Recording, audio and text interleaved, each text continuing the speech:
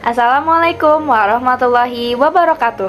Hai precious people, kembali lagi bersama aku Brenda dari Prodi Ilmu Pendidikan Agama Islam Fakultas Pendidikan Ilmu Pengetahuan Sosial Universitas Pendidikan Indonesia Angkatan 2023. Nah, seperti yang udah kalian lihat di judul, pada kesempatan kali ini aku bakal nge-review buku dengan judul How to Master Your Habits. Jadi, buku How to Master Your Habits ini ditulis oleh Ustadz Felix Xiao dengan jumlah halaman 184 yang dicetak oleh Al-Fatih Press. Sedikit tentang penulis, Ustadz Felix Xiao merupakan seorang mu'alaf pada tahun 2002, di mana pada saat ia sedang menduduki semester 3-nya di Institut Pertanian Bogor. Nah, beliau merupakan sosok Islamic inspirator yang dimana beliau sudah menghasilkan banyak karya-karya buku yang salah satunya yang akan aku review pada kali ini. Nah, apa sih alasan aku memilih buku ini sebagai buku bacaan aku? Nah, yang pertama ini karena aku mengidolakan penulisnya, yaitu Ustadz Felix Xiao. Lalu yang kedua karena seringkali muncul di benak pikiran aku bagaimana cara seseorang itu memiliki suatu keahlian yang beragam dan prestasi yang sangat banyak. Dan ternyata terjawab di buku ini bahwa hal tersebut dipengaruhi oleh suatu habits atau kebiasaan. Alasan selanjutnya aku memilih buku ini yaitu karena desain buku covernya yang simple, di mana di sini terlihat ada gambar sebuah pohon. Nah, di sini dapat diartikan kalau akar di sini itu diibaratkan sebagai suatu habits atau kebiasaan yang ditumbuhkan dan diulang secara terus-menerus. Ketika habits itu diulang secara terus-menerus, maka akan menghasilkan akar yang kuat dan akan menumbuhkan pohon yang besar dan lebat. Nah, di dalam buku ini juga terdapat ilustrasi-ilustrasi yang sederhana berwarna hitam putih, dan halamannya itu kan tidak terlalu banyak, jadi nggak bikin cepat bosan bacanya. Fokus buku yang pertama yaitu keahlian itu dilatih bukan diwariskan. Langsung masuk ke dalam inti buku. Nah, sebelum itu aku mau nanya nih ke teman-teman. Teman-teman seringkali nggak sih memikirkan bagaimana suatu keahlian itu didapatkan? Apakah keahlian itu didapatkan dengan cara diwarisi atau dilatih? Nah, di sini aku udah ada jawabannya, teman-teman. Berdasarkan penelitian bahwa suatu keahlian itu dilatih bukan diwariskan. Kalau misalkan diwariskan, tentu saja monyet sekarang ini udah bisa mengoperasikan suatu komputer dong kalau misalkan diwariskan. Nah, jadi yang benar itu dilatih ya teman-teman. Nah, dengan dilatih tentu saja kita memerlukan yang namanya motivasi atau keinginan yang kuat ya teman-teman. Cuman, apakah motivasi itu cukup atau berpengaruh signifikan? Tentu saja tidak.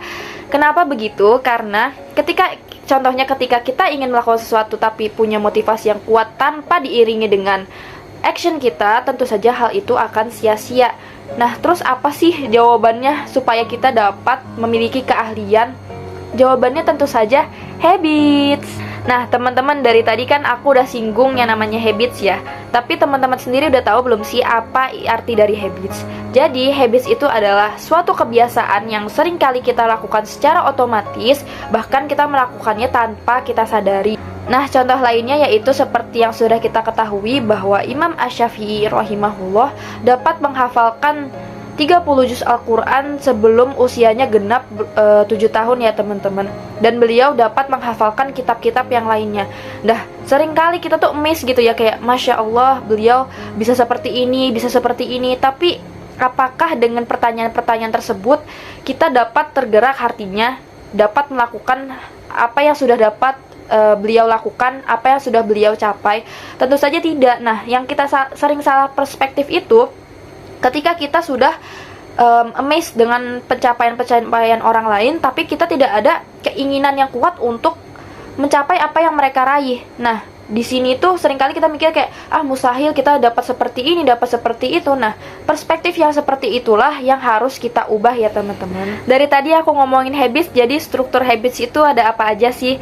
Jadi struktur habits itu ada 5 ya teman-teman. Ada thoughts, ada purpose, ada actions, ada habits, sama personality. Nah, sudah seharusnya ya teman-teman kita sebagai muslim juga membentuk habits yang sesuai dengan syariatnya, dimana kita harus membentuk habits yang seperti sudah Allah perintahkan dan menjauhi apa yang sudah Allah larang. Nah, dari penjelasan tadi sudah kita ketahui bahwa kita sendirilah yang memegang kendali habits pada diri kita. Nah, kalau misalkan kita tidak dapat memegang kendali apa ya habits yang akan kita bentuk, maka kita ibaratkan akan dikendalikan oleh robot. Jadi jangan sampai seperti itu ya teman-teman. Fokus buku yang kedua yaitu Introducing Habit. Dalam pembentukan habits, peran akal itu tidak terlalu dominan. Justru faktor yang sangat dominan itu dari practice dan repetition. Practice itu adalah latihan dan repetition adalah pengulangan. Nah, tentu saja saat kita ingin membentuk habits yang baru, kita memerlukan durasi atau proses yang panjang dalam melaluinya. Nah, karena semakin kita terus-menerus ulang habits tersebut, maka akan semakin kuat pula habits tersebut akan melekat pada dalam diri kita. Terus aku pernah dengar gitu ya, quotes ada yang mengatakan bahwa practice makes perfect gitu ya. Cuman kalau di dalam buku ini yang benar itu practice makes right, repetition makes perfect, yang artinya latihan membuat benar dan pengulangan itu membuat sempurna. Nah, habits ini sendiri ada beberapa penelitian yang mengemukakan beberapa pendapatnya terkait berapa lama seharusnya habits itu dapat kita bentuk sampai benar-benar kita lakukan tanpa kita sadari gitu ya. Ada yang berpendapat 21 hari, ada yang berpendapat 28 sampai 30 hari, ada yang berpendapat 30 hari dan sebagainya. Fokus buku yang ketiga, Strong What, Why, and How. Jadi teman-teman, ketika kita ingin melakukan sesuatu seperti yang sudah aku singgung di awal, kita memerlukan yang namanya pertanyaan-pertanyaan dari apa, kenapa, dan bagaimana. Ketika kita sudah dapat mengetahui jawaban dari apa pertanyaan-pertanyaan kita, maka kita akan lebih leluasa, kita lebih ikhlas dalam melakukan sesuatu yang akan kita lakukan. Contohnya ketika kita ingin kenapa sih kita ingin melakukan suatu hal ini? Bagaimana caranya kita supaya mencapai hal tersebut, dan apa yang akan kita dapatkan ketika kita melakukan suatu habits yang baru yang akan kita bentuk ini. Sehingga habits itu akan terbentuk entah itu karena keterpaksaan atau kerelaan.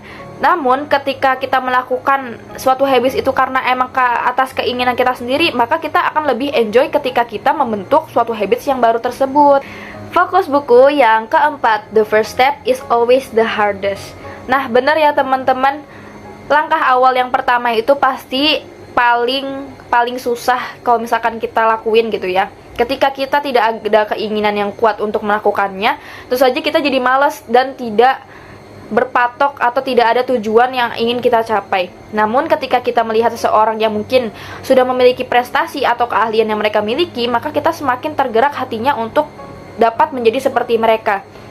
Terus aku pernah dengar gitu ya, ada quotes kalau yang bunyinya seperti ini, karena ada pertama kali untuk setiap hal yang kita lakukan. Dan bunyi quotes itu benar ya adanya ketika kita tidak ingin melawan kegagalan, maka kita akan ngestak di situ-situ aja. Ketika kita terus dengan pemikiran-pemikiran kita yang liar, pemikiran-pemikiran kita yang jahat, ketika kita akan melakukan sesuatu itu akan gagal. Nah, itu yang harus kita perbaiki ya. Jadi seharusnya tidak seperti itu. Fokus buku yang kelima atau yang terakhir itu adalah Building Habits atau membangun kebiasaan. Nah, jadi di sini di part yang terakhir aku bakal ngasih tahu tips and trik bagaimana kita membangun habits ya. Jadi yang pertama itu mulai dari hal yang kecil. Nah, kita seringkali sebagai manusia ingin memiliki target yang lebih, kita memiliki target yang besar. Tapi di dalam hal ini kita harus memulai dari hal yang kecil. Ketika kita memulai dari hal yang kecil, maka kita akan berproses menjadi memiliki step-step yang lebih besar. Contohnya ketika kita ingin melakukan sholat duha, maksudnya kita pengen rutin sholat duha, maka kita mulai dulu aja dari 2 rakaat. Ketika kita sudah mulai terbiasa 2 rakaat, maka kita akan memulai langkah yang baru yaitu 4 rakaat. Ketika misalkan kita sholat duha langsung 12 rakaat, maka itu hanya bertahan di step-step awal saja. Makanya perlu ditekankan bahwa di sini adalah mulai dari hal yang kecil. Nah, selanjutnya yang kedua yaitu tentukan tempat habits. Karena tempat itu sangat signifikan gitu ya keberadaannya ketika kita ingin melakukan suatu habits.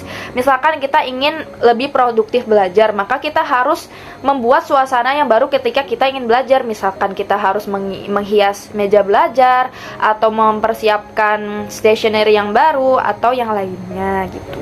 Nah, yang terakhir yaitu berlatih terus atau praktis terus ya, teman-teman, harus diulang yaitu repetition ya. Jadi kalau misalkan kita membentuk habits tapi kita nggak ulang-ulang, ya sama aja nggak ada hasilnya. Kalau misalkan kita sudah mulai terbiasa membentuk suatu habits dan kita ulang secara terus-menerus, maka kita akan berhasil membentuk suatu habits yang baru dan kita akan melakukannya tanpa kita sadari. Nah, sebenarnya masih banyak gitu ya pembahasan-pembahasan yang lainnya yang ada di buku ini. Cuman aku nggak mau nge-spill begitu banyak karena aku pengen teman-teman ngebaca bukunya juga. Jadi mungkin cukup sekian yang dapat aku sampaikan. Kurang lebihnya mohon maaf. Terima kasih yang sudah menonton sampai habis. Wassalamualaikum warahmatullahi wabarakatuh.